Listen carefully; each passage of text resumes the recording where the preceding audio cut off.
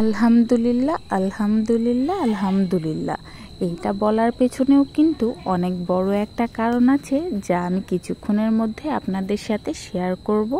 তো hello everyone, কী অবস্থা সবার, কেমন আছেন? এই তো আলহামদুলিল্লাহ, আমিও অনেক ভালো আছি।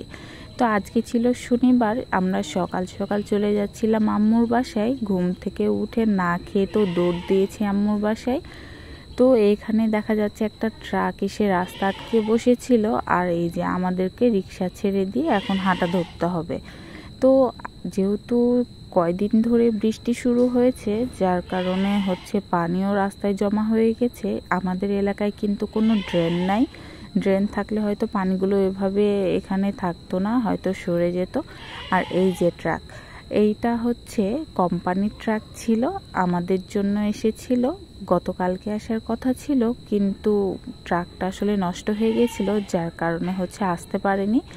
তো এই যে এই মস্ত বড় ট্রাকে কি আছে বলেন তো দেখি। আর এই যে এটা আমাদের বালি, আর এই যে আমাদের মিজান ভাই, আর এই যে এটা আপনাদের ভাই। তো এই যে আমরা ট্রাকটার জন্য করছিলাম যে কখন ট্রাক থেকে আমাদের জন্য সারপ্রাইজ আসবে।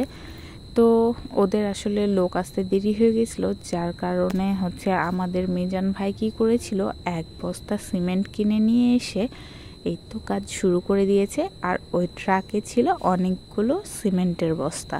আমরা কোম্পানি থেকে অর্ডার করেছিলাম, আর ওরা এসে আমাদেরকে বাড়ি পর্যন্ত এসে দিয়ে যাচ্ছে। আলহামদুলিল্লাহ বলেছিলাম ঠিক এই কারণে, কারণ আজকে আমার বাড়ি হতে চলেছে। আসলে আল্লাহর কাছে লাখ লাখ শুকরিয়া যে আল্লাহ আমার আরও একটি স্বপ্ন পূরণ করছে। আসলে আমার এই বাড়িটা হওয়ার কথা ছিল আরও 3-4 বছর আগে, কিন্তু আসলে দুর্ভাগ্যক্রমে হয়তো হয়ে ওঠেনি, আল্লাহ হয়তো চায়নি, যার কারণে বিল্ডিংটা কমপ্লিট করতে পারিনি।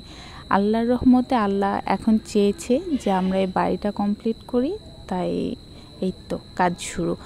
তো আমাদের যেহেতু আগে থেকে ছাদ ঢালাই, তারপরে বিম তোলা হয়ে গেছিল, তো এখন শুধু গাঁথনির কাজ হবে। ইট যেহেতু আমার আম্মুর ছিল, তাই সেগুলো দিয়ে কাজ চালাচ্ছি আপাতত। আর পরে যে বাকি ইটগুলো লাগবে সেটাও পরে নিয়ে আসা হবে। আর এই যে আমরা মেয়ে, তো আমার মেয়েটা কালকে রাত থেকে এত জ্বর যে আমার মেয়েটা কোনো কথা বলছে না, শুধু কান্নাকাটি করছিল।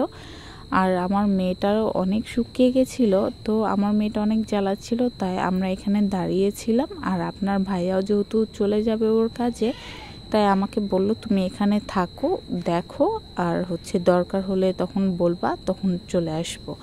তো এখানে আমি কিছুক্ষণ থাকলাম। আমাকে মিজান ভাই বলেছিল যে আপু আপনি থাকেন, যেহেতু আপনাকে দেখিয়ে দিতে হবে যে কোন সাইডে আপনি কী নেবেন। তো এখানে আমি অনেকক্ষণ মতো ছিলাম। তো এই তো কাজ শুরু হয়ে গেছে।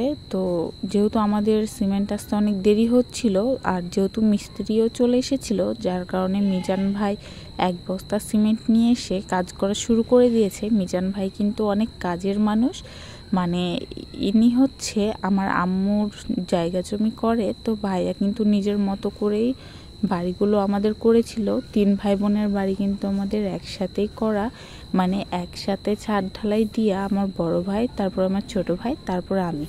আর আমার সাইডটা একটু পেছনে। এই যে কি সুন্দর আলো বাতাস পাওয়া যাবে, যার কারণে আমি পেছন সাইডটাই নিয়েছি, আর এটা দেখতেও বেশ ভালো লাগে। তো এই তো আমার কাজের জন্য গাঁথনি শুরু করে দিয়েছে। এটা আসলে ছকটা আঁকিয়ে রাখছে, যেহেতু আমাদের এটা প্ল্যান পাস করা ছিল আগে থেকেই। আর ডিজাইন অনুযায়ী তো কাজ শুরু করে দিয়েছি। তো এখানে ডিজাইনের একটু গরমিল শুরু হয়েছিল, আর এইদিকে সিমেন্টওয়ালাও আমাদেরকে ডাকতে শুরু করেছিল। তো যেহেতু এত জোরে, মানে কিছুক্ষণের মধ্যে আবার বৃষ্টি শুরু হয়ে গেছিল, আর তার মধ্যে আবার লোকজন চলে এসেছিল। এই যে পলিথিনগুলো নামাচ্ছে। এখানে ছিল আমাদের 100 বস্তা সিমেন্ট, মানে 100 বস্তা 300, মোট 300 বস্তা সিমেন্ট এসেছিল, যার মধ্যে আমাদের ছিল 100 বস্তা, আর আরেক আঙ্কেলের ছিল 200 বস্তা। তো তাদেরকে আগে নামিয়ে থুয়ে এসে তখন আমাদেরকে দিতে এসেছে। আর এই যে আমাদের একটা পেঁপে গাছও হয়েছে। আর এই যে দেখতে দেখতে সিমেন্টও এখানে আনলোড করে নিচ্ছে। এখানে মিস্ত্রিগুলো এসে সুন্দর করে হচ্ছে রেখে দিচ্ছে। আর এটা আমার ছোট ভাইয়ের ইউনিট, কিন্তু আম্মু এটা বুদ্ধি করে টিন দিয়ে একটু ঘিরে রেখেছে এখানে রান্না করার জন্য। আর ওই যে সিঁড়ি, আর ওদের বাসা মানে আমার বড় ভাইয়ের বাসা তো কমপ্লিট হয়ে গেছে। আর এই যে এ ভাইগুলো এসে এসে সিমেন্টগুলো রেখে যাচ্ছে। এনারা হচ্ছে পার পিস সিমেন্টের বস্তা নিয়ে আসতে 8 টাকা করে ধরছে, মানে এটাও একটা খরচের দিক ধরতে গেলে বলা যায়। তো এনারা মনে হয় 3 জন কি 4 জন মতো ছিল যারা এভাবে করে সিমেন্ট এনে এনে রাখছে। এরা পিচ প্রতি 8 টাকা করে নেয়। তো এই যে করতে করতে অনেকগুলো আনলোড হয়ে গেছে, কিন্তু আসলে মানে আমরা যেতে যেতে যেয়ে দেখছিলাম যে বাকি এই যে মাত্র 3টা বস্তা আছে, সবগুলো প্রায় হয়ে গেছে। আর আমি ওদেরকে দেখিয়ে দিয়ে এই যে চলে যাচ্ছি আমাদের লতিফ